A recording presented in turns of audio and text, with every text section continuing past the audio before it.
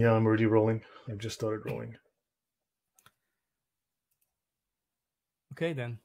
So good evening everyone and welcome to Resistance United Great Britain again. We have the mighty Lloyd De Jongh, and this time it's not going to be about Islam after about 10 episodes. We are going to start the discussion about Judaism and the Talmud, and tonight is going to start with the covenant of Noach. So Lloyd, as usual, the floor is yours, and thank you so much for coming and for what you're doing for us and for the world. Excellent, thank you. Let me see if I have a full screen option. Nine, there is no full screen option. Okay, good evening, everyone. Thanks for being here. So we've had, as Harry said, about 10 episodes covering Islam, especially going through Islamic law. So we did not focus on the Quran and the Hadith. This was not the point of the discussion. We went through Islamic law, which is the final product of the understanding and interpretation of the Islamic sources like the Quran and the Hadith. And so we saw what is commonly known as the Sharia and the Fiqh. So we went through that in extreme detail, I think. And we also covered Islam's very intimate connections to the Nazis, their assistance to the Nazis in World War II, the very close parallels and ties with the Palestinians and the Nazis. And then, of course, we covered Islam's ties to the occult, something that is typically attributed and blamed upon the Jews, but at least one historical source says that the people that originally made this connection actually found Arabic script, thought it was Hebrew script, and then blamed the Jews as opposed to blaming the Arabs, the Muslims. And what they found was the Templars had access to various Islamic Gnostic sources. And of course, yes, we discussed Islamic Gnosticism. This is not something that Muslim scholars hide, but it's something that is not spoken about because Islam is and does explicitly claim to be within its Islamic law a Gnostic religion. Okay. However, tonight we're going to be talking about Judaism and the Old Testament. So we're going to be talking about the covenant of Noah.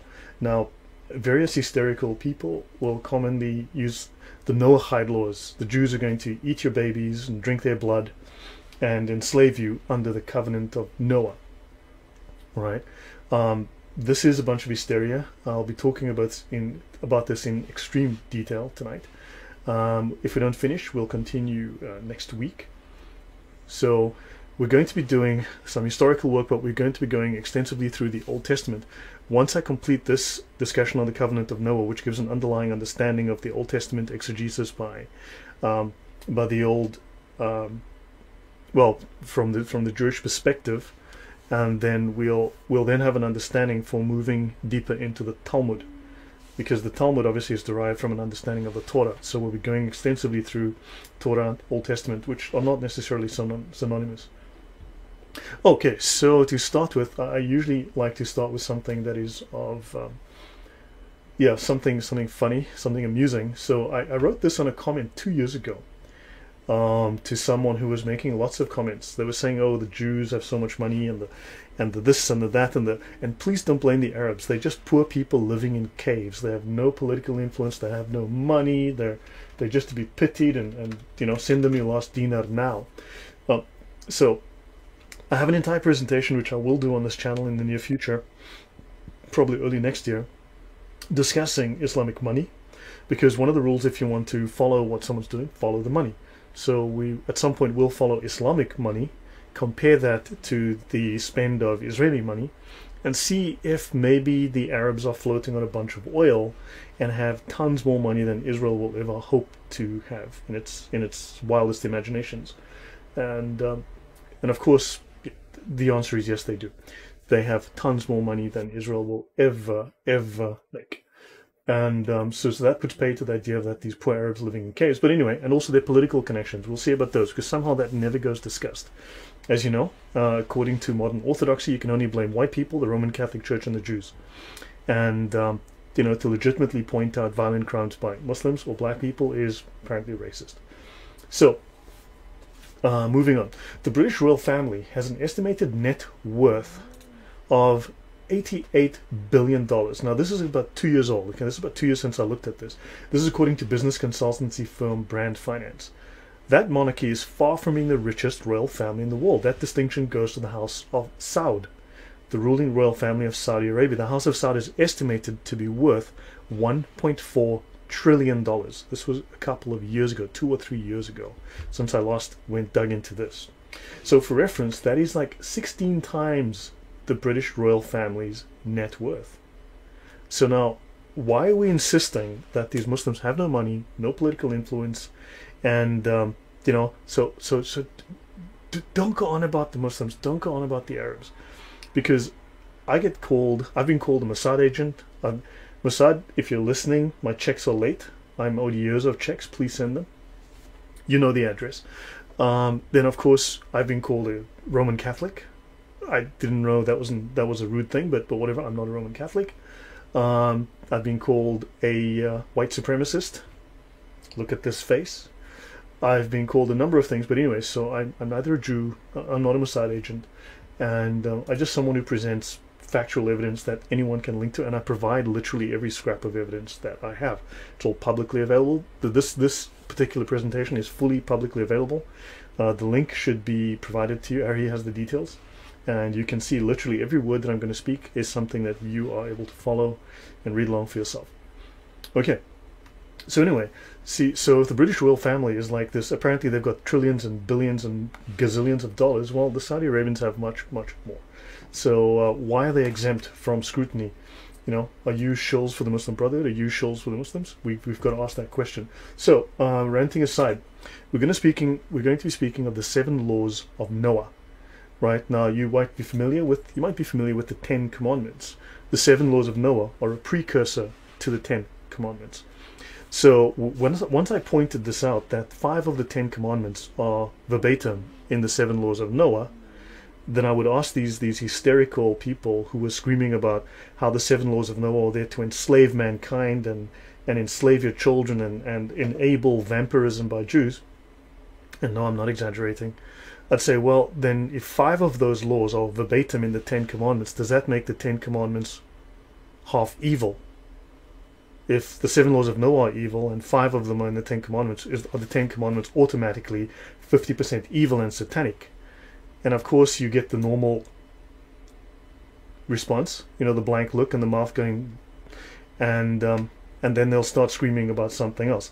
Harry, your thoughts on that? If 5 of the laws of Noah are in the 10 Commandments, does that make the 10 Commandments half evil, half satanic? On the contrary, it makes the Noah covenant very important. Correct. It's the precursor. Yeah. Go on. Sorry. And legit, lawful. Correct. And that is the conclusion that they're obviously seeking to avoid. And then I say, well, the 6th law of Noah is not to tear the flesh and tear the limbs off living animals. In other words, not to torture live animals or living things, and to drink their blood and eat their flesh. So not to rip an animal apart while it's alive and chew on its flesh raw and drink its blood. Now I think we can all agree that that is pretty barbaric behavior, and I'll ask them, is that something that you're going to rail against? Because some of the laws of Noah are thou shalt not steal, thou shalt not lie, thou shalt not commit murder, thou shalt not commit adultery. And I'll ask them, which of those laws do you object to, since they're in the laws of Noah, which are evil? Because the laws of Noah are evil, therefore thou shalt not murder must be evil. And then they'll look at me and they'll call me a racist. And then I'll say, well, okay, so the same rules are in the 10 Commandments. Are those evil and racist laws too? Just checking, asking for a friend. And of course then they'll complain eventually. Eventually it's the last one, which says that mankind must establish courts of justice. Okay? And then they'll say it's the courts of justice they're going, but blah, blah. They've obviously never read St. Paul, they've never read the book of Romans. But moving on. So let's start with the 7 laws of Noah. This is simply God's covenant with Noah. Right? So this is simply the covenant. God has made many covenants throughout the Old Testament. There's the New Covenant. You know, there's the New Testament with Jesus in the New Testament. Then, of course, you've got the covenant with David, you've got the covenant with Abraham, you've got the covenant with Moses, you've got numerous, there are about 4 major covenants, 16 large covenants, I guess, and you've got numerous minor covenants. A covenant is an agreement, like a contract, but it's an agreement for a given time with a given person in a given geography. right? The laws of Noah, though, the covenant with Noah was a covenant with Noah at a given time, but it counts across all of the earth in this case. But we will get into all of that. So it's a legitimate understanding, it's a legitimate agreement between God and the human being, right? And of course, anyone who wants to try and make this out to be a satanic evil thing is obviously trying to undermine the Bible, and if they can undermine the Bible, they can undermine Christianity, undermine the Jews, and so on and so on. These are just people with their own agenda.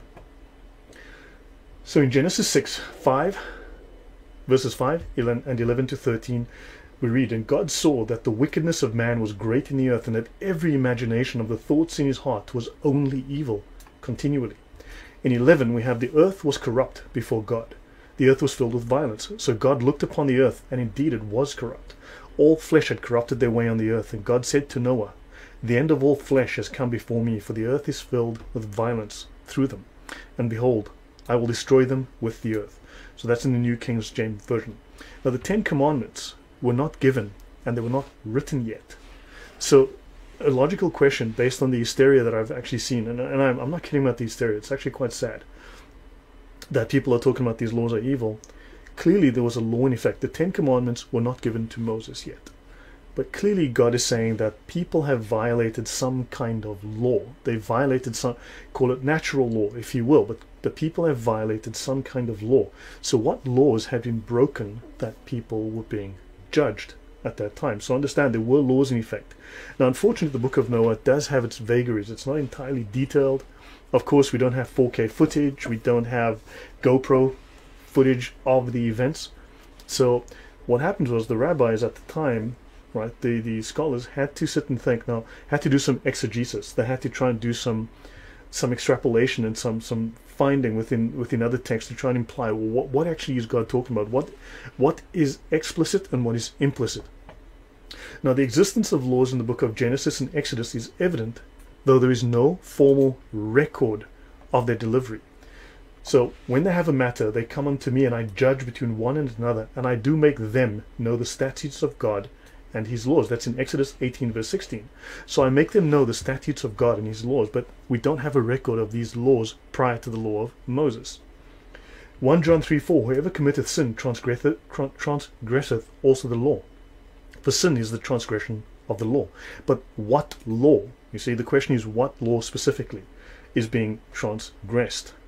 In Romans 7:7, what shall we say then? Is the law sin? God forbid. Nay, I had not known sin but by the law, for I had not known lust, except the Lord said, thou shalt not covet. Now, clearly some sort of law is being violated, and it's the law that pointed out that this is wrong, because sometimes your conscience doesn't kick in. Sometimes, we don't realize we're making a mistake. So again, the question would be, the logical question is, what law is being broken? Numbers 15. One ordinance shall be both for you of the congregation and also for the stranger that sojourneth with you. Now this would generally be assumed to mean you have the Jews, that's the congregation, those are the people of God, and we can have that discussion or shouting match, whichever you want, about whether or not God still believes in the Jews. And then of course the stranger that sojourneth with you. This is generally exegeted by rabbis to mean Gentiles, non-Jews. Okay, and we can get into a shouting match over the meaning of Gentiles another time, but there will be plenty of opportunity for that, I assure you. And then of course I'll ask you if you work for the Muslim Brotherhood, because somehow you don't have a problem with the word kafir. Anyway, an ordinance forever in your generations, as ye are, so shall the stranger be before the Lord. So, as you are, so shall the stranger, that would be the Gentiles, the non-Jews. And one law and one manner shall be for you and for the stranger that sojourneth with you. So there shall be equal laws, okay, for you. So there's a certain set of laws that are common to both groups, right? The Jews are set apart within the Bible, but there's also a certain set of laws that are common to both. And again, one might think of this as natural law. Numbers 29:40. And Moses told the children of Israel according to all that the Lord commanded Moses. But this is prior to the 10 Commandments. So what did Moses tell the children of Israel according to all that the Lord commanded Moses? But also what you have is that clearly, if you look at the 10 Commandments are a couple of slabs with 10 commandments or 10 statements, as they would be in the Hebrew. And God could have said, hey, look, Moses, here's a couple of slabs.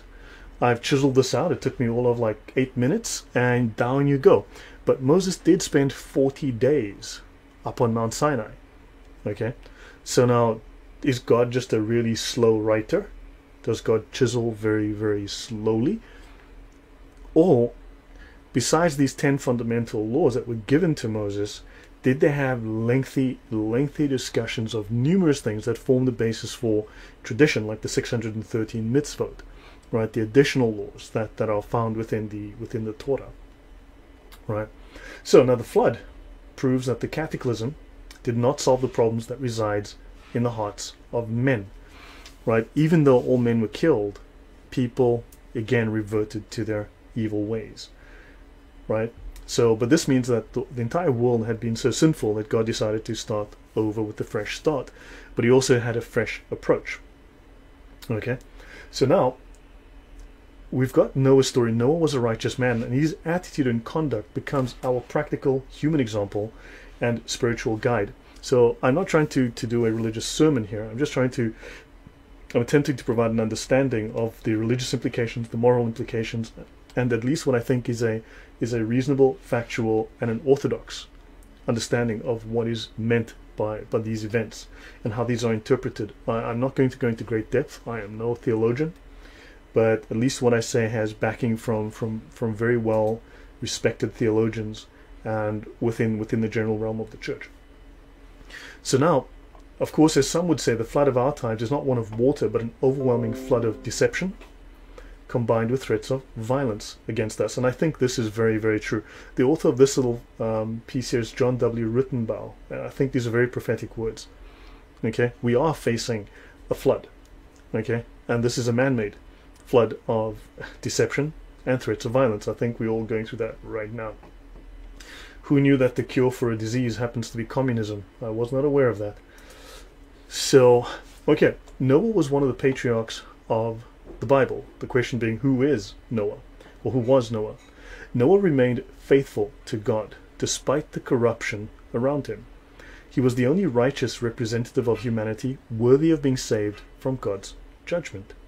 And he was warned to build an ark. The other people saved with him were his wife, his 3 sons, and their wives, 8 people in all. Now, sadly, we know virtually nothing about Noah's early days. The Bible only mentions that his father Lamech named him Noah, which means rest, because this one will give us rest from our work and from the toil of our hands arising from the ground, which the Lord has cursed. All right? So Noah warned of a flood. Noah preached for 100 years during the building of the ark, and God patiently waited for any person to repent. However, none believed Noah or wanted to follow God. They continued in their evil ways until they were all wiped out. So I'll pause there. Any comment, Harry, before I go on? No, it's very clear. Would you like me to see if there are any questions? Or yeah, of course. If there's anything, yeah. Okay. Guys, any questions? If you do, yeah. Nathan has a question. Yeah. Go ahead, my friend. I just got on now. I just want to know what the subject is. The laws of Noah, the Noahide laws. Thank you. Yeah, that's a subject that on my time on Jan's channel would cause people to lose their tiny little minds. I was amazed how people lost their minds over this. I'm Jewish, by the way. Yeah, I figured as much. I can understand this information well. Yeah, no, so yeah, forgive my sarcasm because there's going to be plenty of that flying around today. But I had numerous heavy run-ins with people who clearly had no idea what they were talking about, but just had minds full of garbage. Okay, so now we need to get into context, the righteous and the wicked. Now we're talking about Cain. Lloyd, yes. We have another question or comment. Sure. One second, it disappeared. It was George. One second. Yeah, George Orwell. What a name. You can go ahead. Go ahead, Lloyd. All right. Sorry. So now, the Bible describes there are 2 lines arising from what we might call our first parents, right? So after the flood, you've got, according to the biblical narrative, you've got Noah, right? And all of us are the descendants, the sons of Noah. Right, so now you've got the Bible describes two lines arising from our first parents, Adam and Eve. Adam and Eve's first two sons had much more than the usual sibling rivalry. Abel was the righteous son who strived to please God. Cain grew jealous of Abel's favor with God and murdered him. So Cain knew that he had sinned. Now, of course, again, we don't have a record of what these laws were that Adam and Eve lived under. Right, the Ten Commandments were not written yet, so what was the law? So clearly there was some kind of law, a known law, a standard against which this could be judged and found to be wanting. So Cain knew that he had sinned. The children of Adam and Eve knew that sin was the breaking of God's law, else God would not have held them accountable. Cain was banished, and Seth, Eve's next son, continued the righteous line of Adam and Eve. And then for quite a while the two lines never met, but they continued to live apart. However, eventually the righteous line, the sons of God, found the unrighteous lines of Cain, the daughters of men, to be beautiful and started marrying them. The result was that the godly line of Seth became morally corrupted through the influence of their ungodly wives, which is why the Bible warns against being unequally yoked. The Lord saw how great man's wickedness on the earth had become, and that every inclination of the thoughts of his hearts was only evil. That's Genesis 6:5. It also says in 2 Corinthians 6:14, do not be bound together, unequally yoked with unbelievers. For what partnership have righteousness and lawlessness? What fellowship has light with darkness? Right, so that's a New Testament sort of paraphrase of this. Right, and the original Greek word translated bound together or unequally yoked is heterozygeo, which is a compound word from blah blah blah, meaning opposed. Okay, you cannot join things which are opposed. Right, so in other words, if things are opposed, if you've got ideologies, ideas, moral systems, standards that are opposed, if they're pulling apart in different directions or they're clashing, then of course you cannot be joined to this. You need to be separated from it. You have to go on your own. You need to be joined with those things which are moving or pulling in the same direction. Right? So in metaphorical terms, it refers to individuals being part of a team to accomplish some goal. This is like the crazy Democrats and the lame Republicans. I mean, they're clearly not on the same team anymore. Right? They're definitely not on Team America. You've got the Democrats on Team USSR or whatever they're on, Team China. And of course the lame duck Republicans. But moving on, one of the descendants of Cain, Lamech, bragged to his wife that he had killed both a man and a boy in fights. The corruption of mankind became so great that the thoughts of his heart was only evil. However, human beings didn't stop at just thinking evil thoughts. They acted on those thoughts and filled the world with violence. So this was the background, this was the context that we've been given for the evil that was occurring. So Noah is known for righteousness within this context of the world, this evil, violent world. And the world had turned against God, so they turned against the moral law of God. However, Noah was not morally perfect. After the flood, Noah planted a vineyard, he made wine, he got drunk, and he passed out naked in his tent. Okay? Now, like all other believers, Noah's... Oh, by the way, this is a fairly... I guess it's a little bit of a one-off. And I know it annoys people and it frustrates people, but I may as well just hit this push this button again. Martin Luther. I keep hearing from Protestants, and I'm a Protestant. I grew up Protestant in the Anglican Church, as I said before. Right? They say that Martin Luther did evil, and Martin Luther did wrong, and Martin Luther this, and Martin Luther that. And it's interesting that there's so many times people are prefacing what Martin Luther did, that he was evil and did wrong, and yet when I ask, well, give me specifics, what did he do wrong, somehow this gets avoided. So, for those who want to tell me about that, please be more specific, because one day I'm going to be very specific, and that's not going to work out well. So here you've got Noah making, I guess maybe this was a once-off, I don't know if he did this on a continuous basis, alright, but like all other believers, Noah's righteousness was the result of his faith in God. Now, he was not a perfect man, but he certainly was not an evil man. So, not just the outward representation of the faith, which sometimes fails. So, all others had abandoned their belief in God. Now, which means that there were certain things that he did wrong, which were forgivable, but there are certain things that he consistently did correctly, which obviously made him righteous. There were certain things about him that made him righteous. So, Noah stood firm in faith, and he's recognized as one of the great examples of faith in the 11th chapter of the book of Hebrews, the great chapter on faith. By faith, Noah, being warned by God about things not yet seen, in reverence prepared an ark for the salvation of his household, by which he condemned the world and became an heir of the righteousness which is according to faith. Now, the ark of Noah is a symbol for God's ultimate work, which can save everybody, right? So, moving on from that, now, Christians and Jews recognize Noah as a great man of God, a righteous man, and he remained faithful to his calling, and he avoided lawlessness and corruption by following a God-given set of rules.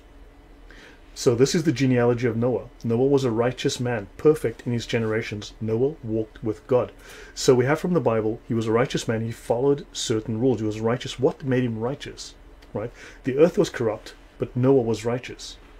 So now, God said to Noah, I've decided to put an end to all flesh. The earth is filled with lawlessness. Now, these laws that Noah was following, this thing that made him righteous, right?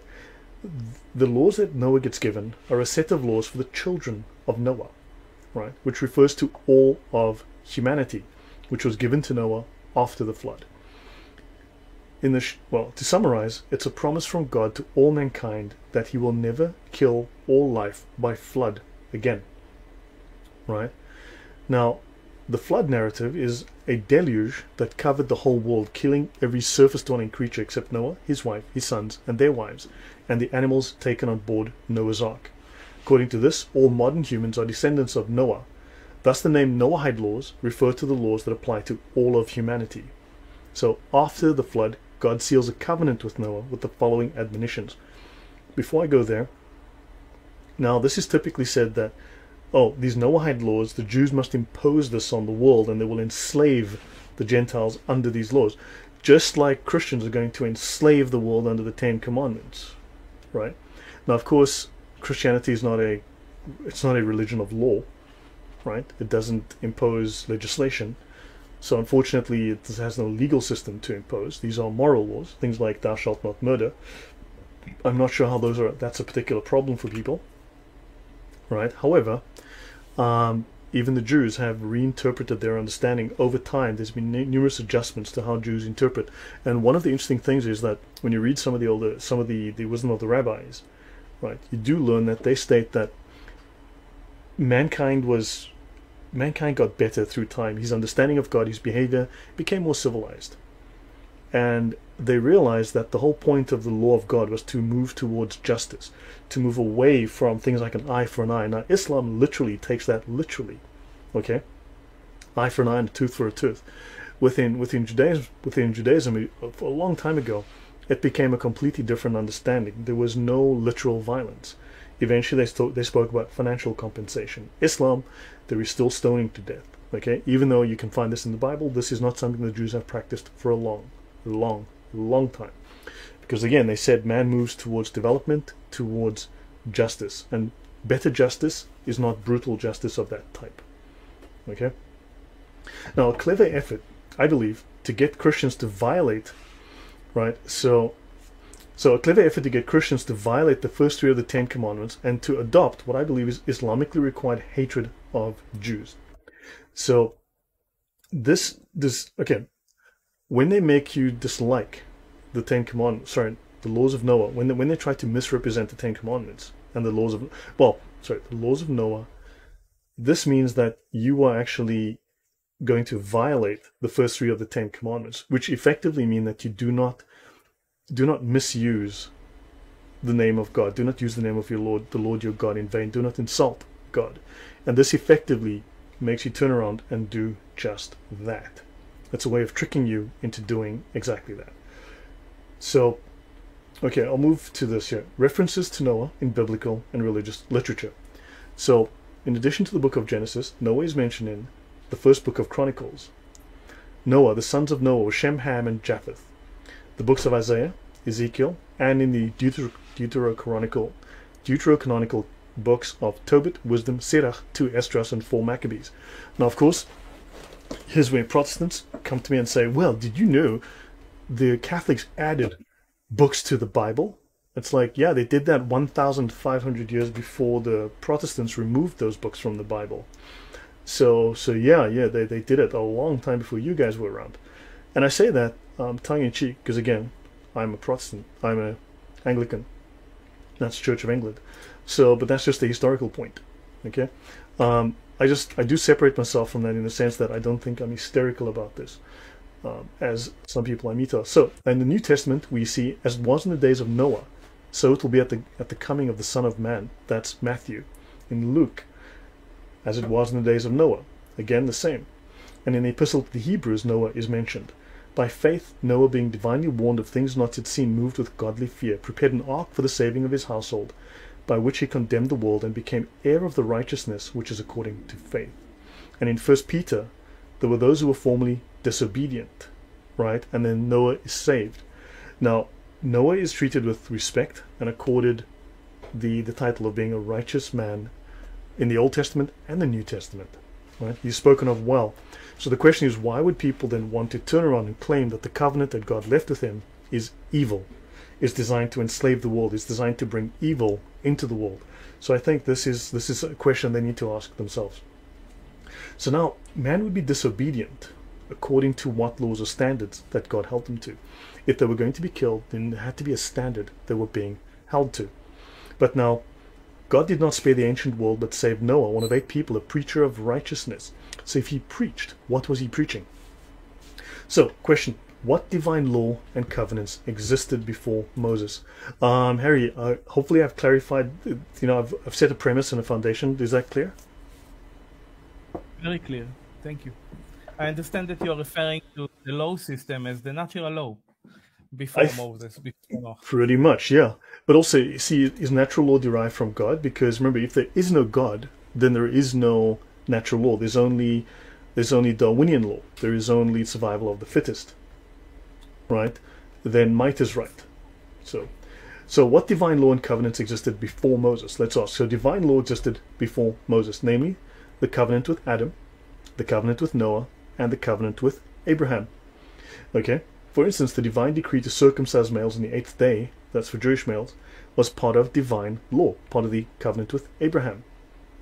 So we have laws that were passed, that were put in place prior to the advent of Moses. So Thomas Aquinas notes that the divine law prior to Christ, the old law, was more like a heightened natural law clarified for sinners. So now you've got an allusion and a reference to natural law, just more explicit. Rather than just conscience, you now have a written set of rules. So the new law is inward and transformative because the new law includes the Holy Spirit. Now that's from the Christian perspective, right? St. Paul also teaches that the divine law of the old law was shadowy and mediated by angels and thus inferior, but in Christ is the fullness, right? So St. Paul taught that the old law is now fulfilled in Christ. So you've got this older law, but now you have a new set of rules. So, okay, fine. The covenant of circumcision. Let's have a look at that. So when Abraham was 99, the Lord appeared to him and said, I will make a covenant between me and you. Right? He says, I will establish my covenant as an everlasting covenant between me and your descendants after you for generations to come.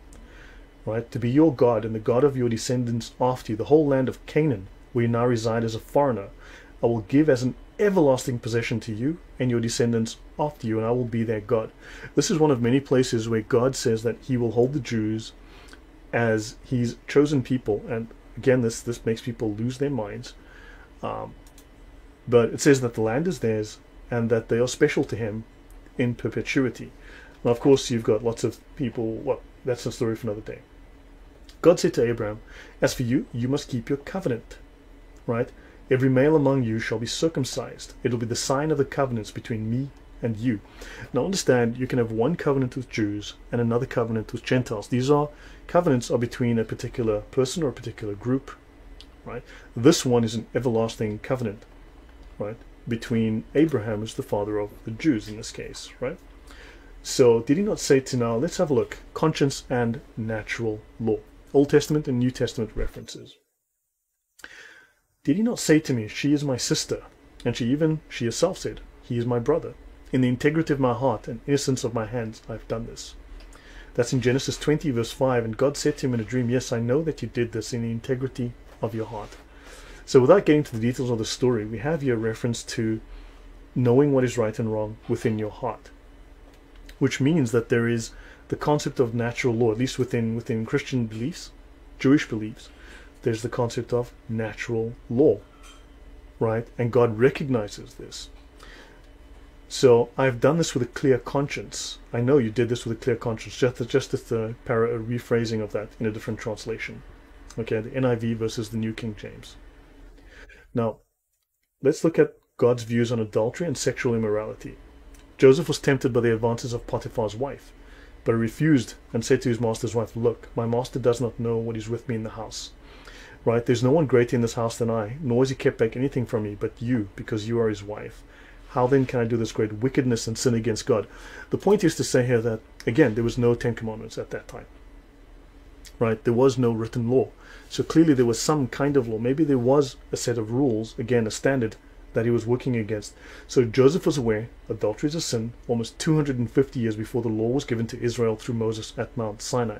So the whole long story is that I want you to understand that there are laws, there were rules in place long before the covenant of Moses was set. So clearly there are certain laws, and the 7 laws of Noah are the most explicit, clearest expression of these laws that God wants us to follow from long before the time of Moses. Interesting, right? During the Israelites' travel to the Promised Land, right, God gets a little upset with the Jews, and he says to Moses, "How long do you refuse to keep my commandments and my laws?" And again, this is prior to God giving him the tablets, right? So again, he says, so clearly so the Jewish rabbis read this and they go, clearly this implies there was some kind of law in effect. Not all of it was written, right? So there's a tradition there. There's something that was part and parcel of the culture that wasn't explicitly written. Now, we do understand photocopiers were in short supply in 1400 BC, right? I've got George Orwell did he send me a message? I have no idea what that means. Okay, so as I said, photocopiers were in short supply, so we don't have a lot of written examples, but there's something implied within these texts. So where the laws of Noah were not explicitly written, they had to go and figure out, look, based on the context, how can we take this and do an exegesis of this and figure out what are these actual laws? Okay, again, whether they will walk in my law or not, again, prior to the 10 Commandments. They speak of the iniquity and abominations committed by the Canaanites, right? Against what standard are those things wrong? And then, of course, in Leviticus, do my judgments and keep my ordinances to walk therein. I am the Lord your God. What are these ordinances? Now, unfortunately, some of the chapters of the Bible, obviously going back into antiquity, don't have the detail.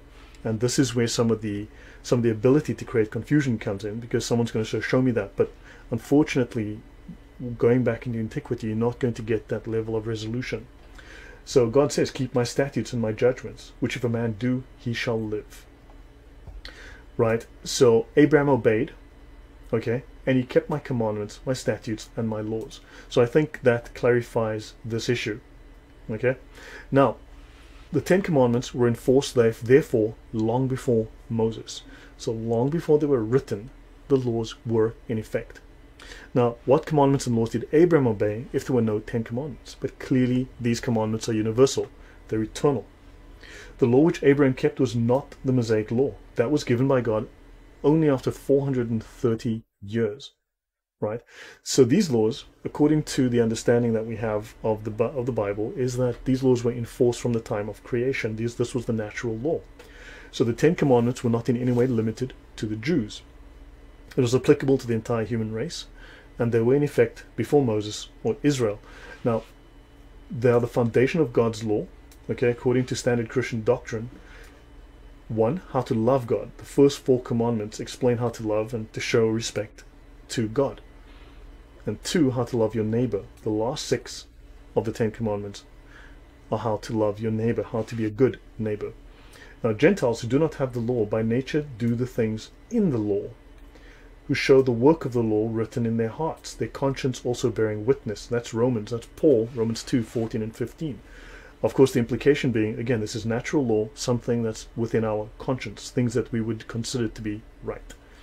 Now, Noah was considered righteous according to what laws exactly? What laws were the unrighteous breaking? And what was the law before Moses? Right. So I just want to make note that the laws of Noah have a precedent, and the Ten Commandments have a precedent, and therefore there's this synergy between them. As I said, 5 of these laws are explicitly, some would say 6, are an integral and explicit part of the Ten Commandments. So any comments from you before I go on, Harry? I just wanted to set that baseline there. No, it's just very, very interesting that basically the Noah law and the Moses law are just descriptive of natural law, which existed since creation. So I think you established that point very well. Yeah, I wanted to kill that point dead, because I really wanted to show there's a depth of information within the Bible that explains this, and many people will count on your ignorance, right? Will count on your lack of detailed knowledge to just bamboozle you with, or when I say you, I mean in general, not you specifically, to bamboozle people and state that the Jews are doing something evil, but really this is something that is part and parcel of God's word, so therefore they're trying to then smear the word of God, which actually violates the Ten Commandments. Okay? So that's what I wanted to get across. So I'm going to skip a small section. Now the book of Jubilees, again this is deuterocanonical. In the 20th Jubilee, Noah began to enjoin upon his sons the ordinances and commandments, and all the judgments that he knew, and he exhorted his sons to observe righteousness.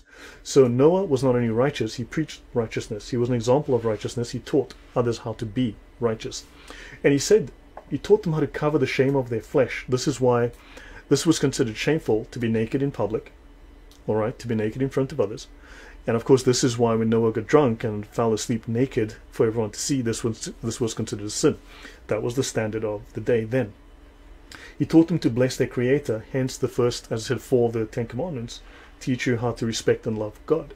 And then honor father and mother and love your neighbor. Again, that's an allusion to the Ten Commandments, right? The last 6. Guard their souls from fornication and uncleanness and iniquity. Now the book of Jubilees is not, as I said, canonical, it's deuterocanonical. However, notice how it tries to expand upon this and explains some of these things, right? And it gives a fairly, I mean, this is actually, this doesn't in any way deviate from the standard Orthodox view of the Bible, right? So guard their souls from fornication and uncleanness. So in other words, we can assume then that fornication, right, is not considered righteous. That adultery, okay, sexual immorality is not considered righteous.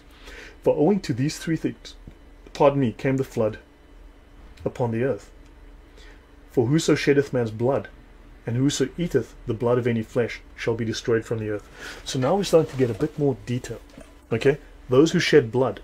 Now, remember, God does, for various reasons, does command that the righteous shall fight and shall slay the unrighteous, right? Now, it does state that this is one of the things, but it doesn't talk about, sorry, my nose is itching. It doesn't talk about murder. It's talking about, I mean, this is talking about murder. Whoso sheddeth man's blood, this is murder. And whoso eateth the blood of any flesh. Now, remember I mentioned the discussion of, you shall not eat the flesh torn from a living animal and drink its blood. Okay? That's vampirism. That's brutality and torture. Now, the Book of Jubilees is an ancient Jewish religious work of 50 chapters, considered canonical by the Ethiopian Orthodox Church, as well as by Beta Israel, the Ethiopian Jews, which is known as the Book of Division. Jubilees is considered one of the pseudepigrapha by Protestant, Roman Catholic, and Eastern Orthodox churches. It's also not canonical within Judaism outside of the Ethiopian Jews, but it is well known to early Christians, okay, from Epiphanius, Justin Martyr, Origen, and so on and so on and so on, okay. And the text was also utilized by the community that originally collected the Dead Sea Scrolls. So it has a long history. So hence it was considered deuterocanonical, but obviously it's not considered part of the main canon. So we have to ask, are there laws for Abraham? Were there laws for Adam? And by extension, the rabbis would come to that conclusion. They say yes. Now notice that Noah also appears in the Quran in Surah 71, 7, 1, and 21. And in Leviticus, you shall do my judgments and keep my ordinances, and that I've stated before. And actually, this is considered, now, aside, and I'll come to this another time in the future, but people will say that, oh, if you read the Torah, the Jews are supposed to kill you. This is an actual statement. They will make the claim that it is, you know, that the Jews are supposed to murder people, and it's insane.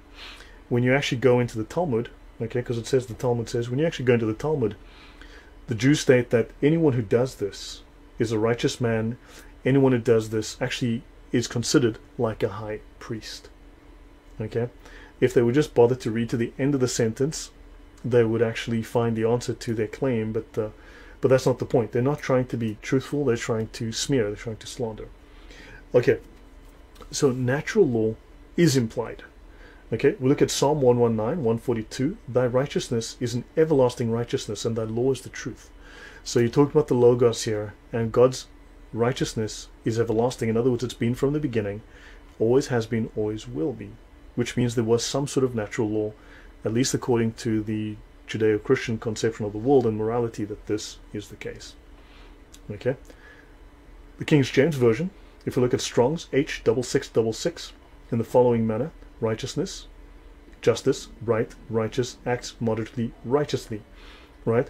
So what you've got is this idea of an everlasting righteousness, means it has severe connotations of correctness, of morality.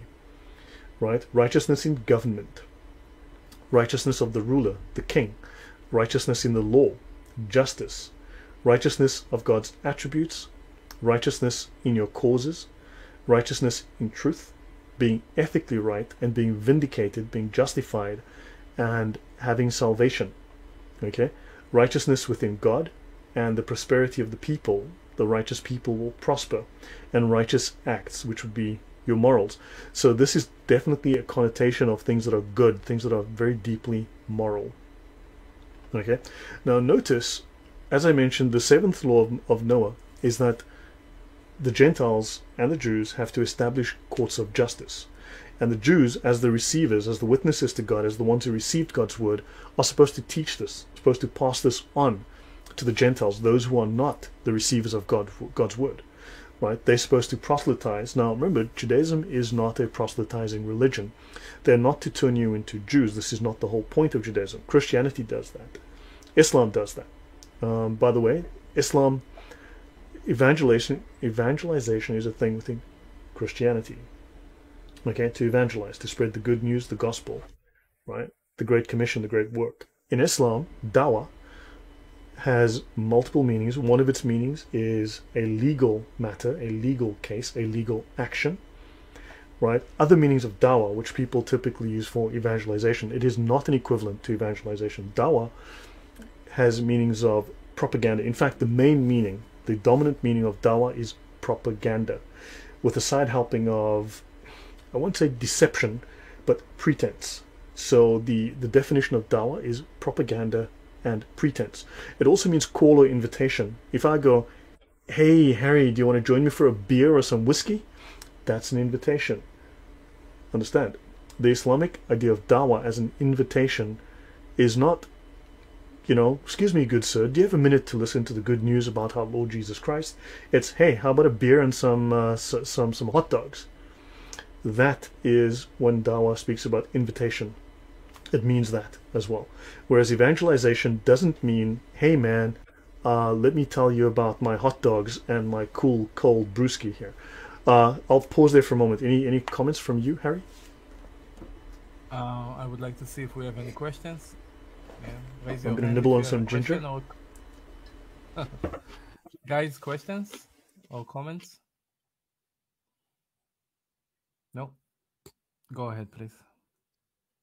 Okay, is all of this making sense so far? Of course. It's very clear. Okay, now, the seventh law of Noah is that the Jews, not to evangelize, right? As I said, it's not an evangelizing religion, unlike Christianity should be.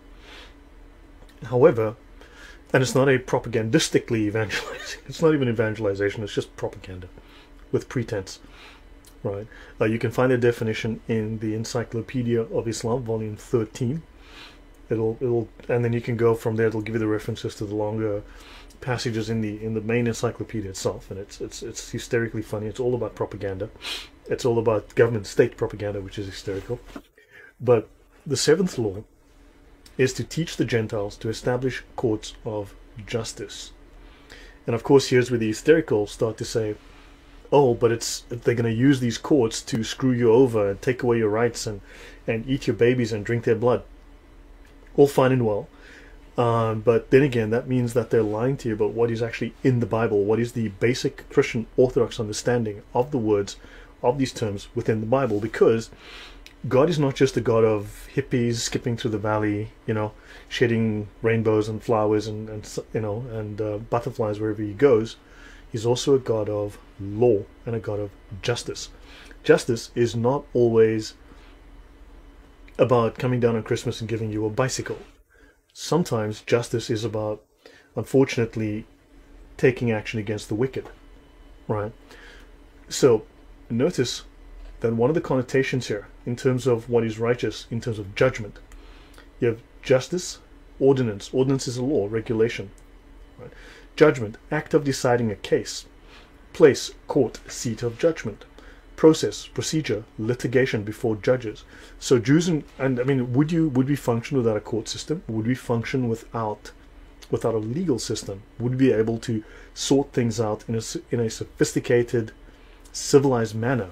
No, because if there were no system of law, if there were no rule of law, you would have chaos, you'd have barbarity, you would have the law of the jungle.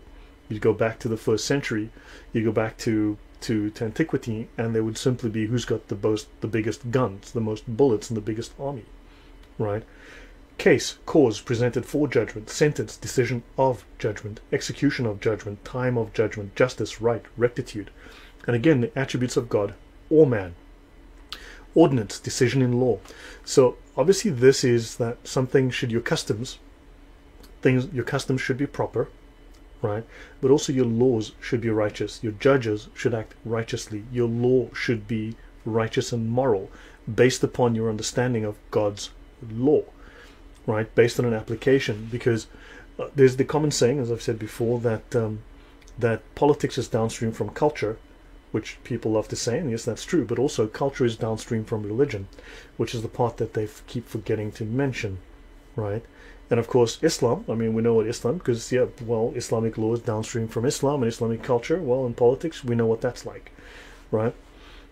But also, as we forget the moral root of our culture, we stray from the law. Look what's happening in the US now, all of these justices and lawyers, DAs that are letting people walk free, no bail, no charges, and they're free to commit the same crimes the very next day, because they've got this twisted idea that the crimes that someone commits is not their fault. It's the fault of society, because society was not perfect, and therefore society is to blame for turning out this bad person who wasn't given enough hugs, right? They fail to take into account, they dismiss the idea that everyone is responsible for their own actions. And of course, when there's no punishment, there's no boundary, there's no enforcement, you are simply rewarding people for bad behavior, and they will consistently escalate, because violent crimes, violence has one essential nature: it escalates. Yes, Harry? Do you see a connection with what you just described again to the Gnostic philosophy?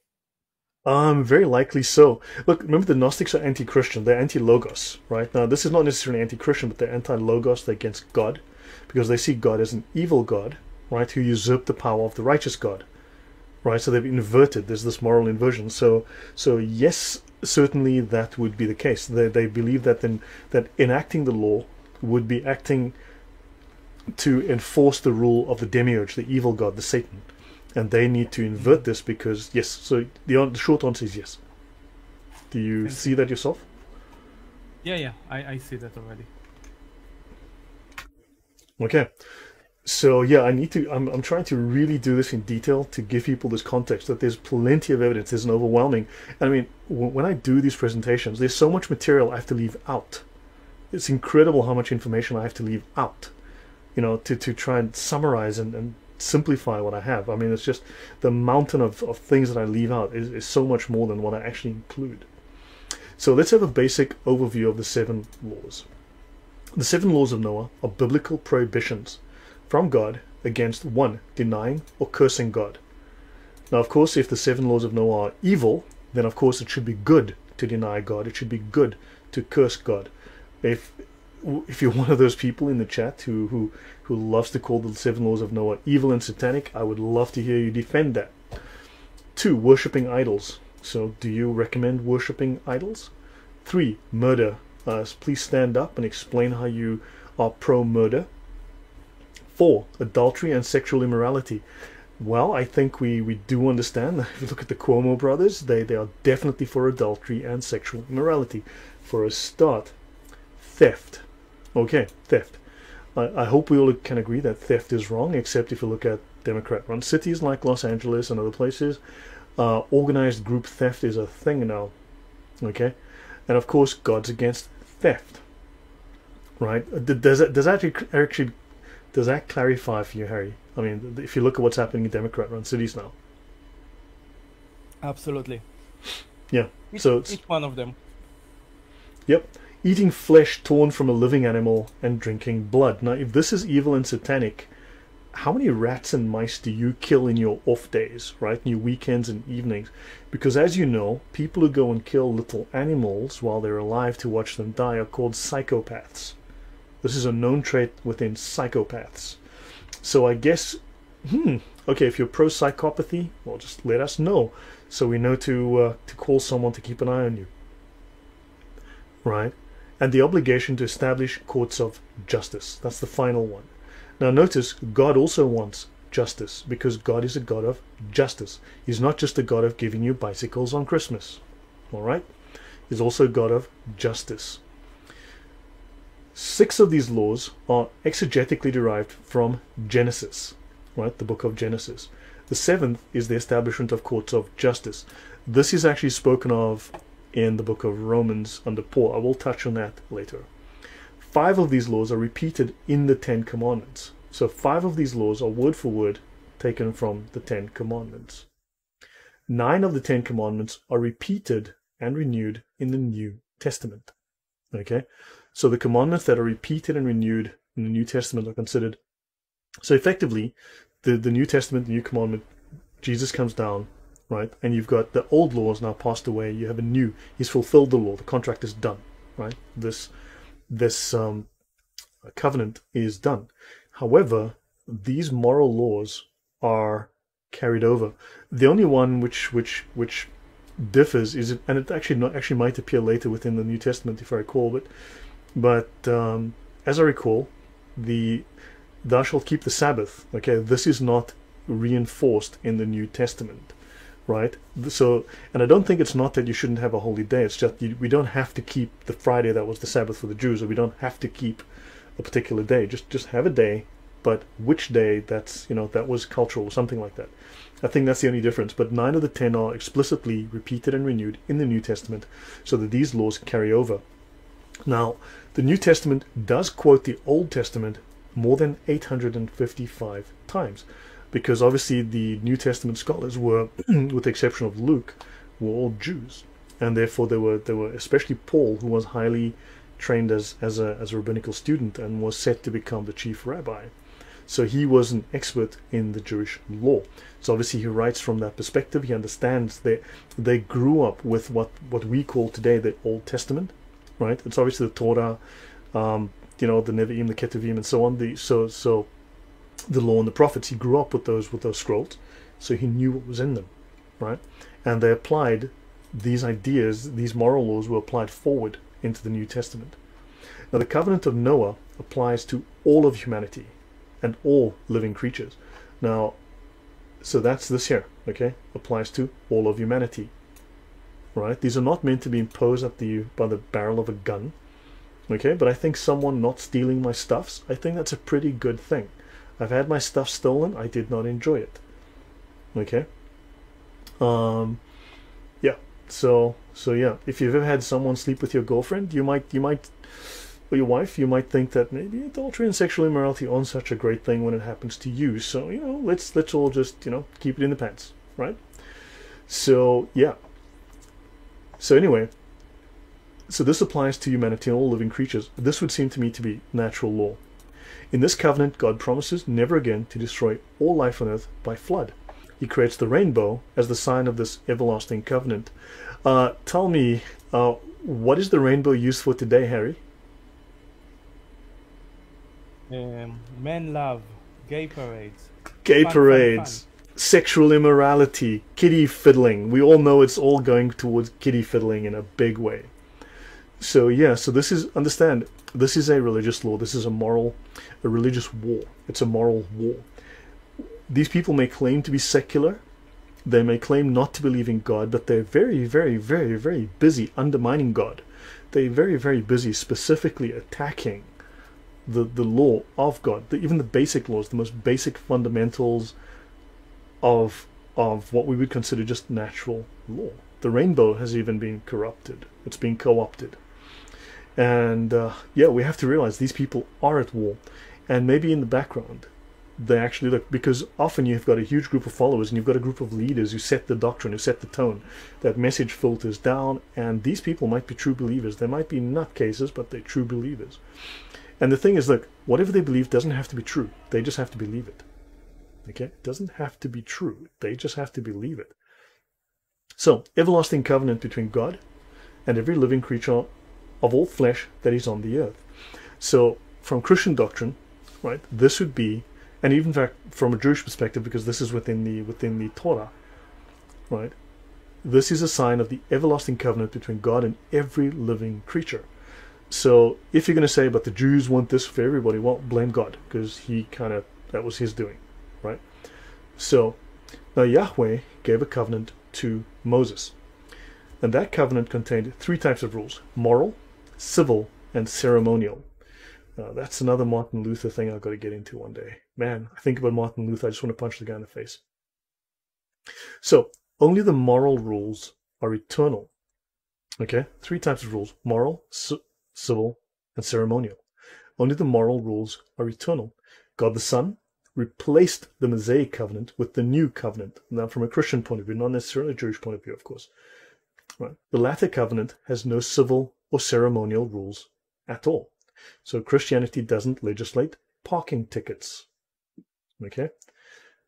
Now, have you ever studied the Bible? You would understand that Yahweh has made and replaced many covenants with human beings over the centuries. As I've said, there have been many, many covenants. These are not necessarily all permanent. Only the moral rules are eternal. Okay? When God said, you see those baby fiddlers and those kitty diddlers over there? Those guys that are sacrificing their kids to Moloch, go kill them. That was not an eternal commandment to kill everyone in sight. Lots of people would like to misinterpret the Bible deliberately in the most uncharitable manner, but that is not an orthodox view by any means. That is entirely a false, deliberately propagandistic, deceptive view. Now, the laws of Noah are referenced in Genesis 9:4-6. As I said, to repeat, a prohibition on murder, eating living flesh, and drinking blood, and courts of law. Now, someone might say, but there's no references to drinking blood. Yes, there are plenty in the Bible. It actually recurs. So there is a reason, there actually is justification for this within the context of the Bible. Okay? And courts of law. Now, the Torah or laws of Moses were not given yet. They derived from God's commands addressed to Adam and to Noah.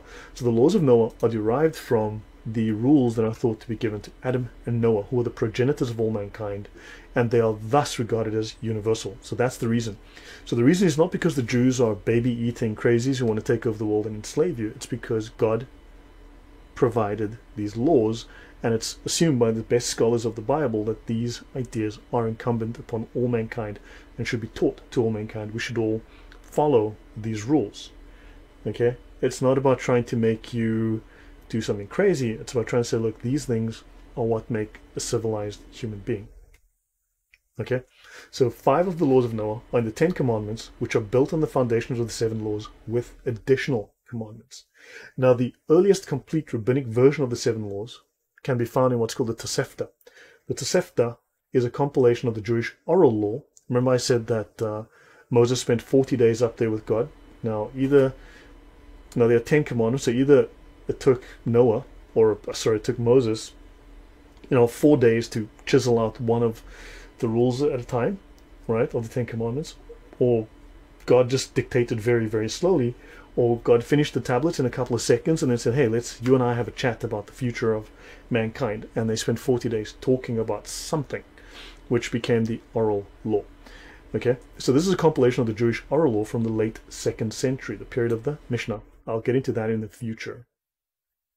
Now, observance of these 7 laws is not a Jewish requirement. It's a requirement of the God of the Bible. The Jews are simply trying to make this something that is something that you're aware of. Okay, it doesn't conflict in any way with Christian doctrine either. So these are 7 ancient law that people view as the basis of civilized society. Thou shalt not murder. I think it's a pretty good idea. They govern morality and represent the bare minimum of what God expects of humanity. They're called the Noahide laws because they are thought to have been given in their fullness to Noah after the flood. They're also called the Noachian laws, the 7 laws of Noah, or the 7 commands for Noah's sons. And in Hebrew, it's the Sheva Mitzvot B'nai Noach. Did I say that well, Harry? שבע מצוות של בני נוח. Sheva Mitzvot B'nai Noach. Yes. Well, there you go. So, yeah, I hope Mossad's listening and they send me that check, because, man, it's nearing Christmas, you know. I have presents to buy, damn it. So, the idea of a formal set of laws... I know. They last year they paid me in jelly beans. The idea of a formal set of laws given to all of humanity comes from the Talmud. Oddly enough, and I know people hate the Talmud, and we're going to dive into the Talmud in depth in the near future, previously people lost their minds. It was incredible. And is therefore extra-biblical. So these formal set of laws, okay, it is considered extra-biblical because it's not explicitly stated in the Bible, right? Whereas it is explicitly written outside of the Bible in extra-biblical text. So the Book of Jubilees contains the mention of the Noahide laws, but then the Book of Jubilees is deuterocanonical. It's not considered inspired scripture, right? However, these 7 laws are based in biblical principles. So I wanted to put forward this entire argument so that everything's very, very clear.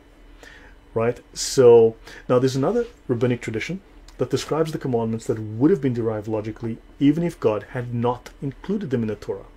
Right? The Torah is the 5 books of Moses, by the way. Okay, the Torah, the 5 books of Moses. You must keep my rulings. Right? These are the items which are written in the Torah. Right? Which, if they had not been written, should have been. Okay, these are prohibitions against robbery, illicit sexuality, idolatry, cursing God, and bloodshed. Right? So, again, natural. So all of the evidence, all of the discussion by various Jewish groups, by various Christian groups, by various commenters on the Bible within the standard orthodoxy is that all of this talks about universal natural morality. Okay, so the idea of the Jews wanting to teach these laws, right? Remember, it's not a proselytizing religion, but they have to. It's part of their duty, part of their responsibilities as witnesses to God. Just as Christians have the Great Commission to make everyone, you know, Christian, you can also then say that the Christians want to enslave you under Christianity. But I mean, you know, you can get hysterical about anything if you try, and if you're a leftist, you will. Okay, so understand. So here's Maimonides on this, very well-known Jewish scholar. Okay, also someone that also said a few odd things in some of his books that people love to pick on, but then of course they ignore the nice things he said.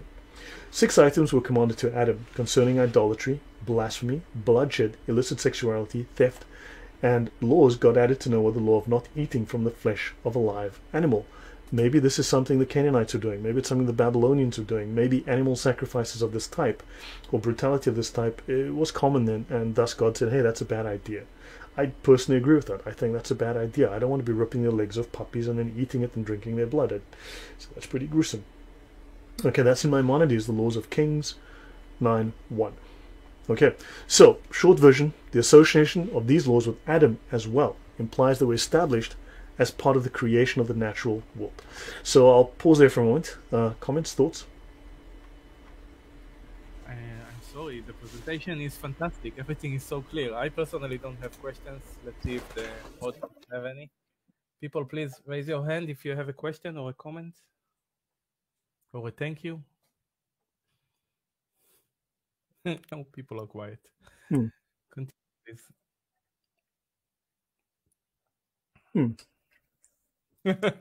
Excuse me. Take your time. Sorry. So, understand, I could have just used this verse and that verse, and there you go, Bob's your uncle, 5 minutes.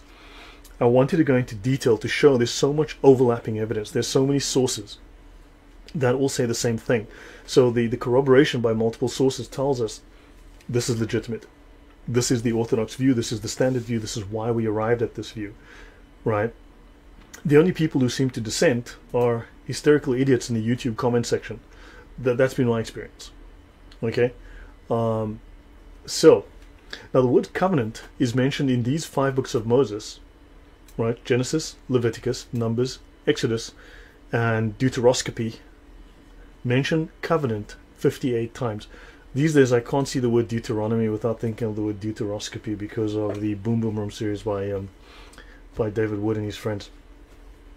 So with thee I will establish my covenant. Okay? To purify or cleanse signifies properly a purification or purifier, because in all covenants made between God and man, sin and sinfulness was supposed to be on man's side, and God could not enter into any covenant or engagement without a purifier. Hence, in covenants, a sacrifice was offered for the removal of offenses. So God would enter into a covenant, an agreement, and the man would make a sacrifice, right? Which would, the scapegoat, right? Which would take his sin, and the sacrifice would then receive that sin, right? And this would reconcile God to the sinner. So you'd cleanse yourself of the sin, and then God could make that covenant. Of course, within Christian doctrine, Jesus became that sacrifice and cleansed us of sin, meaning we now had a clear path to salvation, a clear path to God. That's the difference in understanding. So, we've got a covenant, but there's also a sacrifice offered on the occasion. Now, a covenant is a disposition of good things. This is within Genesis 6:18. A covenant is a disposition of good things faithfully declared, as arising from his grace towards Noah and all men, but implying also conditions on man's part, and therefore is called our covenant. Right? So there's, again, this air of morality and righteousness to a covenant, but also responsibility. And God said, I will destroy man whom I have created from the face of the earth, but Noah found grace in the eyes of the Lord. Now, the word covenant appears in the Old Testament, okay, in Genesis to Deuteronomy 58 times, in Deuteronomy 4 to anyway, there's hundreds of mentions of covenants, as you can see in this list here. Okay, in these books, 58, 56, 56, 54, 59, and up to Hebrews, from Malachi to Hebrews, 27. Right?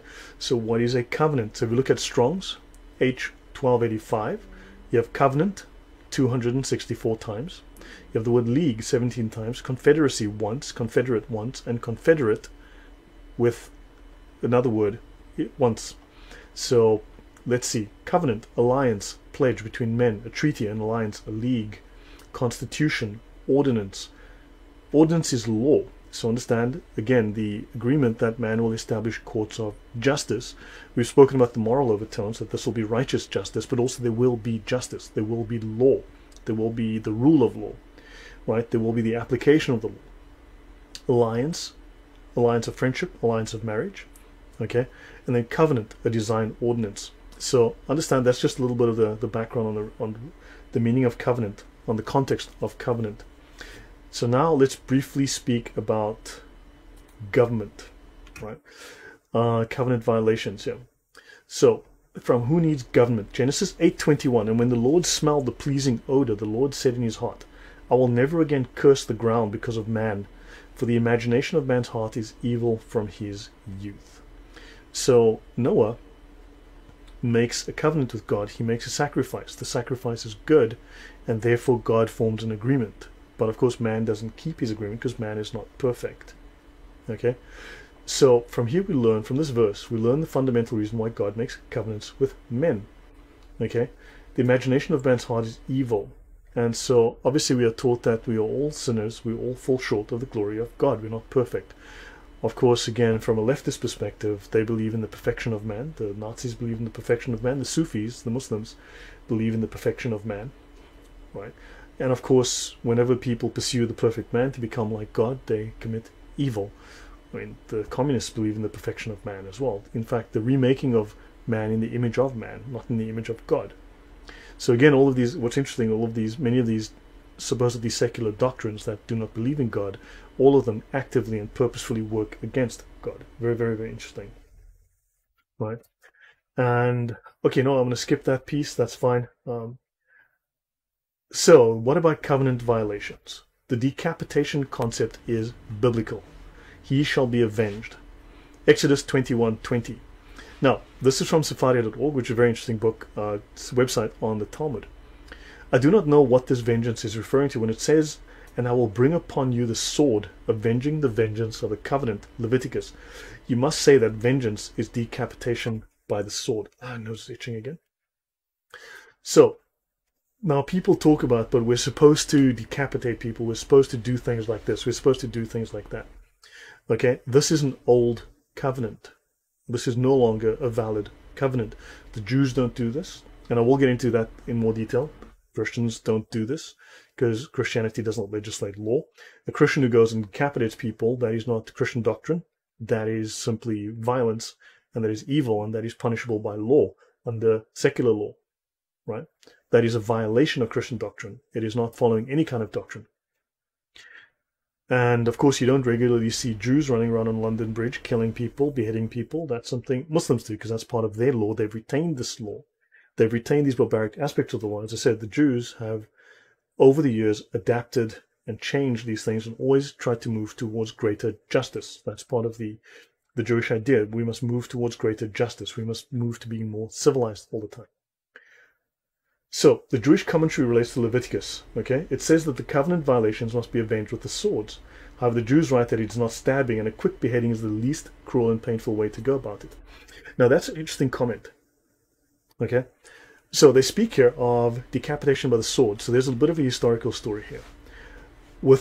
If you were a Gentile and you lived in Jewish-controlled lands, okay, you were living under Jewish law, and you committed a capital crime, as a Gentile, you were decapitated. That was the ancient understanding. Jews, within their own law, have 4 different punishments. Okay, this would be drowning, choking, burning, and stoning. Okay, beheading was not part of the Jewish punishment upon Jews. And of course, decapitation, being killed, this was normal. It's a normal part of capital law. It's been a normal capital punishment. It's been a normal part of the way that people conducted, the law throughout history. The reason that Jews chose beheading for Gentiles is that it is the quickest and the least cruel and the least painful way of killing someone who's committed a capital crime. A beheading was one swift stroke with a sword and done. Pardon me. Whereas, at least according to the old law, a Jew could be burned, which is incredibly painful and can take some time. A Jew can be stoned, which is incredibly painful and takes time. A Jew can be drowned, can be very long and unpleasant. And a Jew can be, what was the one I mentioned? Burned, stoned, beheaded, burned, stoned, drowned, and choked to death. Okay? So you'd have a rope around your neck and they would choke you to death. Understand, this was because Jews were held to a higher standard. They should hold themselves to a higher moral standard, at least in the understanding of the time. Now, the fact that it's historical doesn't mean that it's something that is valid today. It is as the sages taught, it is written with regards to the sentencing of murderers, and these shall be for you a statute of justice for your generations in all your dwelling places. That's in Numbers. From which we learn that the mitzvah to establish a Sanhedrin is in effect both in Israel and outside Israel. So this is their understanding of Numbers 35:29. So the Jews now within the Talmud are making an understanding that a Sanhedrin, a council, right, is required for the Jews, and also they already understand that laws and an establishment of courts of justice must be established outside. Now, obviously, people are going to utilize the most uncharitable understanding of this, right, which is very, very typical anyway. But I've discussed that already. So yeah, so this is how this is interpreted. I wanted to bring that up because it's relevant, okay, within courts of justice, because this is something that is utilized to try and smear the idea. Because look, courts of justice, I think a rule of law is necessary. The rule of law should be righteous. It should be something based on good natural law. Should be something based on law that is moral, right? And of course, when things go wrong, you can't say, well, when they are. Justice on its own is not bad. If someone murders my friends, I want justice. Right? If someone murders my wife, I want justice. If someone kills my child, I want justice. Law on its own, justice, courts, they're not bad in and of themselves. And I know there are people that have argued that, but that is just naivete. We need this because you need to have some kind of civilization, some kind of standard. Right? So, any comments on that, Harry, before I waffle on? I actually have a different question, if I may, about the same subject. Like, what's the orbital velocity of the moon? I don't know the answer to that. No, I don't understand what is why the opposition is so against the Noach 7. Because we must hate the Jews at any cost, and even if we have to lose our tiny little minds. But there is absolutely nothing wrong with the 7 laws. See, that's where you're using logic. You see, you're confusing people with logic here. You see, the problem is you're confusing people with the facts, Harry. Don't confuse people with the facts. I apologize. I will not do it again. Okay, yeah. Please continue. Yeah, so understand. I mean, so I'm trying to give a really, I haven't done this in like 2 years, right? I haven't really done this in depth, well, maybe a year or more, but I mean, I haven't done this in depth for about 2 years now. So, but understand, there's nothing that, as far as I can tell, and I'm looking through various sources now, obviously, people just have their own thing. So I'm trying to really, really tackle all of these concerns and issues and claims that people make and try to make sense of them, to show that there's some kind of logical sense behind all of this. Now let's go back into Chabad, because as you know, they're as evil as the Roman Catholic Church. Okay? So a Gentile who worships false gods is liable, provided he worships them in an accepted manner. So there was actually religious tolerance within for Gentiles living under Jewish rule. And a Gentile is executed for every type of foreign worship which a Jewish court would consider worthy of capital punishment. However, a Gentile is not executed for a type of foreign worship which a Jewish court would not deem worthy of capital punishment. So they're saying here, look, there needs to be some moderation here, okay? Nevertheless, even though a Gentile will not be executed for these forms of worship, he is forbidden to engage in all of them. Okay, so rather prevention is better than cure. Fine. Okay, so that doesn't look like a bloodthirsty sect. Now, on this point, people then go, when I talk about the rule of law, they say, well, you know, but the Jews are bloodthirsty, they want to kill everybody, and when they impose their law, they're going to murder you. Well, okay. The nation of Israel doesn't have capital punishment on its books. Israel, in 72 years of its existence, has only provided capital punishment to 2 people. One of those was a Nazi that it caught, okay, and that Nazi was tried and then hanged. And the other was a Jewish soldier, I believe, who was accused of, could have been treason or something, but it turned out they were mistaken, and his sentence was commuted posthumously, sadly. And so if a country is not bloodthirsty, right, it's not going to be applying capital punishment willy-nilly, and Israel does not do that. Right? It clearly does not do that. It interprets these laws very, very differently today than 3,000 years ago, because you'll notice we're not living in 5,000 BC. Whereas if you go to Saudi Arabia, you're going to see at least what's known 200 beheadings in the town square every year. You will see people stoned to death in Pakistan, in Afghanistan, in Saudi Arabia. People are still being stoned to death today. But of course we shouldn't say that, Lloyd, because that's racist and we have to blame the Jews even though they don't do it, and let's find something we can be hysterical about. And that's exactly my point. Now, notice what's said in the Talmud, that evil, evil, evil Talmud. Let's have a look at, because now we've now proven, I believe, that the 7 laws of Noah are evil. Right, Harry? Yes, very, very convincingly. Very. Right? Now let's look at this evil Talmud on how they're going to be killing everybody left and right. A Sanhedrin that executes a transgressor once in 7 years is characterized as a destructive tribunal. So if now in 70 years, that means the Israelis should have killed at least 10 people in capital punishment. They haven't. Since the Sanhedrin would subject the testimony to exacting scrutiny, it was extremely rare for a defendant to be executed. That's so weird. Rabbi Elazar ben Azariah says this categorization applies to Sanhedrin that executes a transgressor once every 70 years. So now this guy says, hold on, a destructive tribunal, a violent, out-of-control tribunal, commits capital punishment once every 70 years. This is far too bloodthirsty for this guy.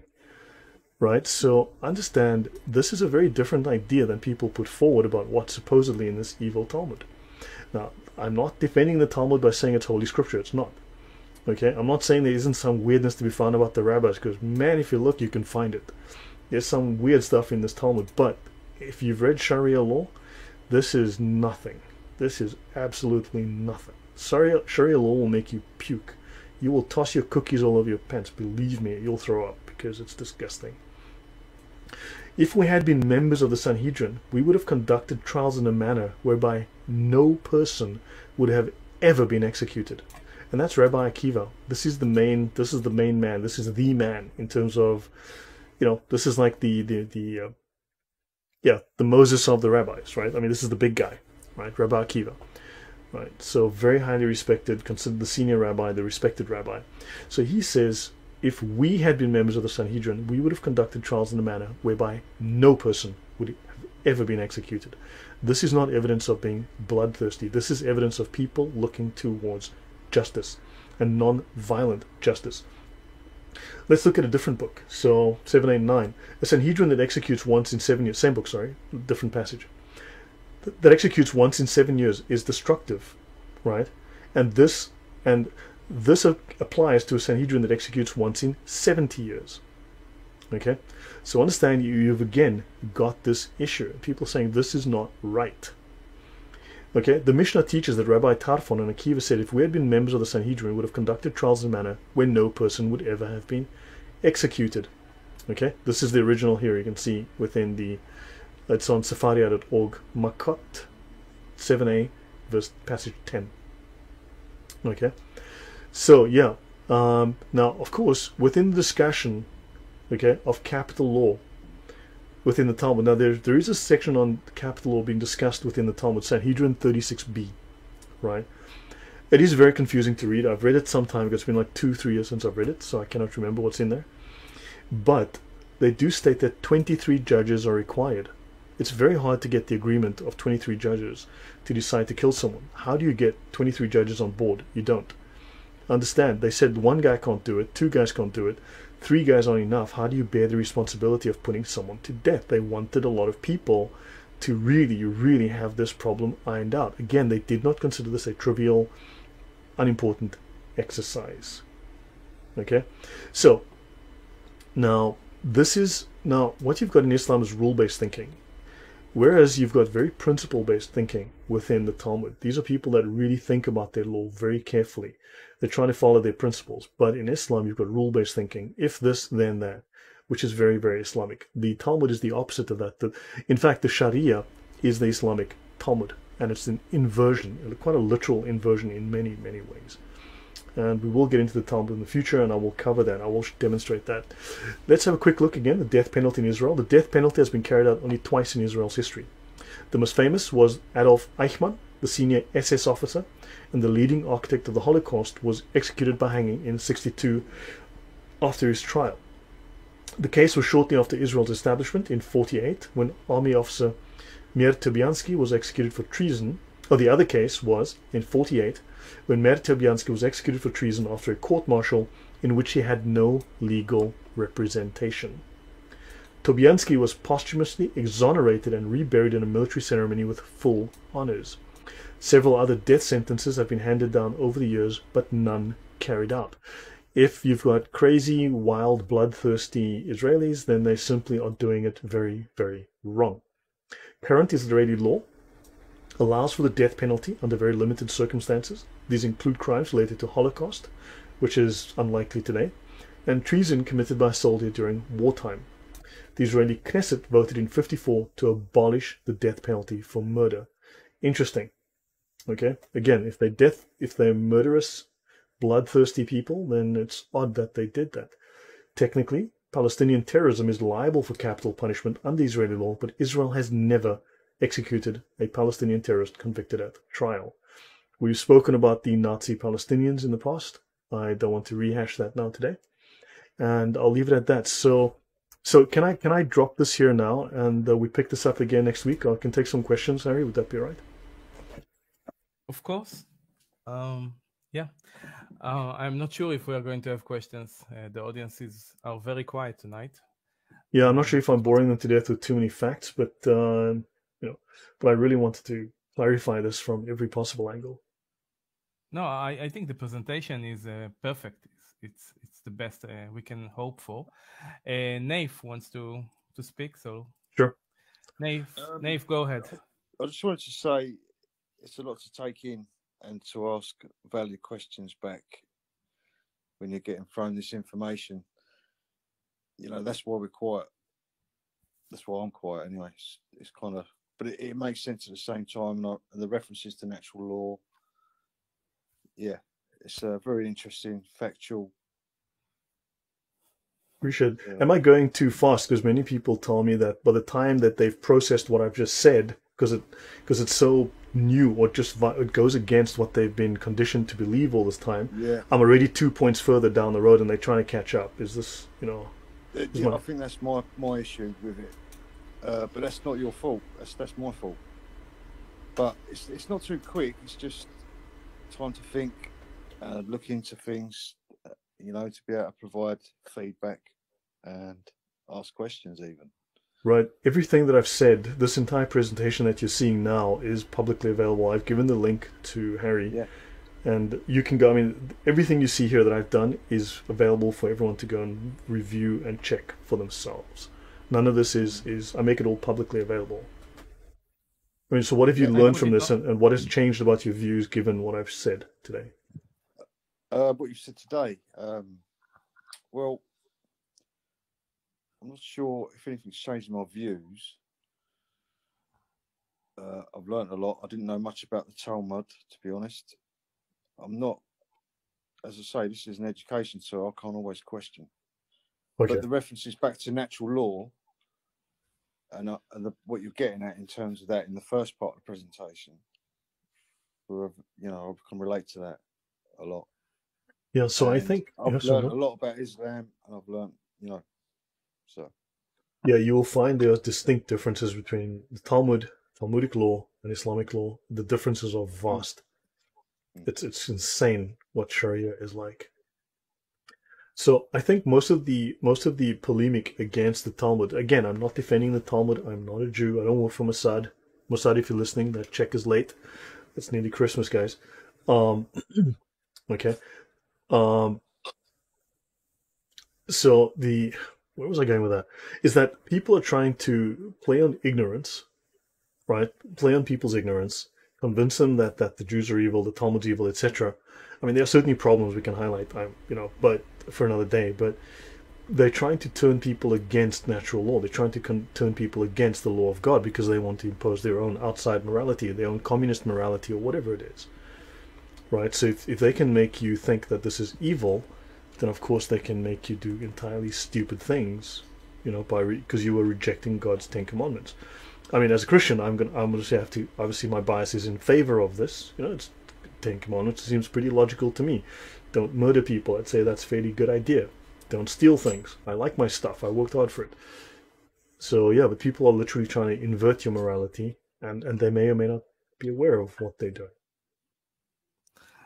Lloyd, I wonder, and I am probably wrong about the premise, but because I'm not a specialist on the Bible, but if I'm not mistaken, Jesus himself criticized very harshly the Pharisees, and the Pharisees are the ones responsible for the Talmud. They are the leading rabbinical system. That is true. So he basically considered them as like the devil's children or something like that. Yeah, look, the thing is, I don't want to get into that without having references in front of me, because what I do find is that sometimes the argument was very specific. It was pointed at a particular group, right? It wasn't necessarily all those Israelis must die. My name is Jesus and you will all go to hell, okay? Because that is the approach that a lot of hysterical people want to bring, right? That's the perspective a lot of people want to bring, whereas many times the accusation is more focused on a specific group within a given context. Like he often speaks of the Sanhedrin. He says to the rulers, the leaders, he calls them, or maybe those that are there to support them. You know, he speaks to that group, not all of them, right? Because otherwise you'd be condemning the innocent, right? But anyway, until I can get into, you know, have some notes and discuss it. But yes, he does call certain other rabbis snakes, and they believe, for instance, there's the belief that they will find salvation, that they will go to heaven based on being, what's the word? being picky, particular, being nitpicky about ceremonial law. And he says the ceremonial law will not get you to heaven, right? Like, for instance, the ceremonial law of washing your hands before having bread. And Jesus does, there is the discussion that the works of the law, right, which is considered the ceremony. Remember, there was the moral law, the civil law, and the ceremonial law. Now, some of these people were far too focused on the ceremonial law, thinking that this set them apart, made them righteous, and would earn them salvation. And he was, in many cases, stating that following this ceremonial law is not relevant. God doesn't care.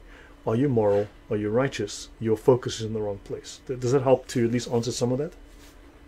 Yes, very much. Are you going to speak about that in greater details in the future? That's a subject I would need to dig into a little bit. I mean, I have touched on it. For instance, I mean, but then again, this also comes back to this guy that I really, the more I read about him, the more I research him, the less I like him, Martin Luther. That actually does tie into that, because Paul discusses it, I think in Romans 3, I can't remember the exact verse, 3:9, not sure, where Paul says, we're saved by faith and not works. And Protestants, and again, I'm a Protestant, so whatever, where this is commonly said that you were saved by faith and not works, right? They paraphrase this or partially quote that, but that full sentence is, you're not saved by works of the law, right? Paul actually states works of the law, which would be ceremonial law, works of ceremonial law, because Paul's being actually very particular as an expert in Jewish law. Then if you look at the only other source, I have it in my notes, I'm not going to go there right now, okay? But the only other source of a discussion of the works of the law, which clarifies what they are, is in the Dead Sea Scrolls, which is in a particular scroll from the Essenes, where they write a letter, where the leader of the Essene group actually writes a letter to one of the senior people in Jerusalem, and he tells the Pharisees, he writes a letter to the senior Pharisee, and he says, you guys are doing the ceremonial law wrong. Let me clarify for you how to do it, you idiots. So this is the only other document from antiquity besides Paul's writings which discusses the works of the law, and they actually lay it out. So now we know that these are things like washing your hands before eating bread, and God says, like, Jesus says, this is so, and like you washed your hands, like how does that earn you righteousness? How does that earn you the kingdom of God? Right? So unfortunately, this is something that is a minefield, and I'd like to get my facts together before I speak in more depth on that. Does that help? Yes, of course. Any other questions, guys?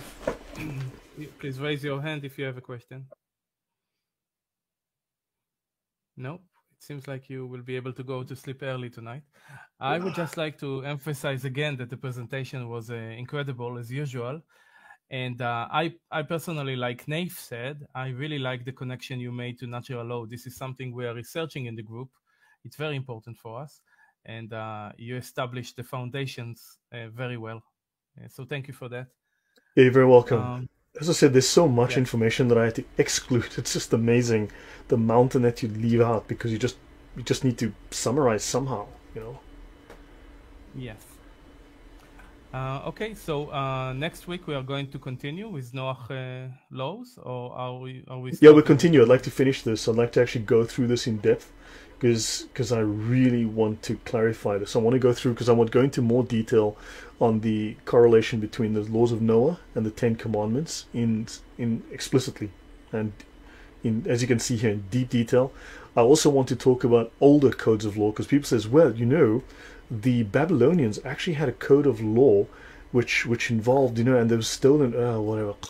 Sorry, so basically I want to go through some older codes of law which shows that the Ten Commandments and the Jewish idea of the laws of Noah were far more advanced and very different to the laws, the codes of law, because God wouldn't have given the Jews this code of law if it existed already amongst the peoples, right, who God considered unrighteous. So clearly, this code was not, well, I mean, assuming you believe in God, assuming you believe in the Bible, of course, but this code did not exist, because you had a very different society then, and of course this change, by introducing these laws, changed society. Okay, the Code of Hammurabi, no, it's not similar. People love to say that Jesus was based on earlier, yeah, nonsense. Okay, so anyway, so I want to go into a whole bunch of stuff. So the detail of the Ten Commandments, and then talk about the Ten Commandments, and of course the rabbinic, I wouldn't say rabbinic, but the Jewish, some of it's rabbinical, definitely. I mean, the rabbis don't only produce nonsense, right? So I want to go into some of the Jewish texts and within the Talmud and how they exegete even further the Ten Commandments, how they expand upon them. Like, for instance, so if we go to theft, okay, like people are familiar with do not steal. Okay, that's great. Do not steal, do not rob, do not overcharge. That is theft. See, this is now a deeper exegesis. Do not kidnap. Do not move a landmark to confuse people. Right? Do not use false weights and measurements. Like your scales must be accurate. So in all things you must be righteous, and do not covet. This is all considered theft. Right? No incest, no bestiality, no homosexuality. And then of course, eating flesh of living animals, prevention of animal cruelty. Do not eat an animal while it's alive. Understand, if the rabbis are crazy, wild, insane people, and probably some of them are, I've seen some weirdos on YouTube, that's for sure. But if in general they're crazy people, this is a very rational set of laws for having been produced by insane people. Now, justice, the one thing that, because once I've demolished the other 6 arguments, then they go, it's justice, and that's why I harped on that somewhat. Because the justice laws, the rabbis exegete this as, you must be against bribery. There must be no favoritism. You must try to be impartial. You must not condemn the innocent. You must administer the death penalty, but notice they don't want to administer the death penalty. And treat people equally before the law. These are the foundations of Western law, the Magna Carta, the American Constitution, just common sense. Right? Does that make sense? Absolutely. Yep. Yes. So I'll go into much more depth and detail and add a few other things on top of this. That's good. Thank you very much. And I would like to mention that the show notes are available on the wall. They are pinned to the wall, so it's available to everyone. And we are going to see Lloyd again next Monday at 8 p.m. UK time. Yeah, guys. So especially much, without the interaction, I'm talking for very long. It hurts the throat. And I've got a busy week. I have some private clients this week, so I need to, unfortunately, took on some extra work. So yeah, that's it from me. Unless there's anything last minute, but I hope that was enlightening and useful to you guys. And I shall see you guys in a week. Yes. Take good care, and God bless you, and see you soon. Yeah, take care, Lord. Thank you. Most welcome. Take care, guys. Bye.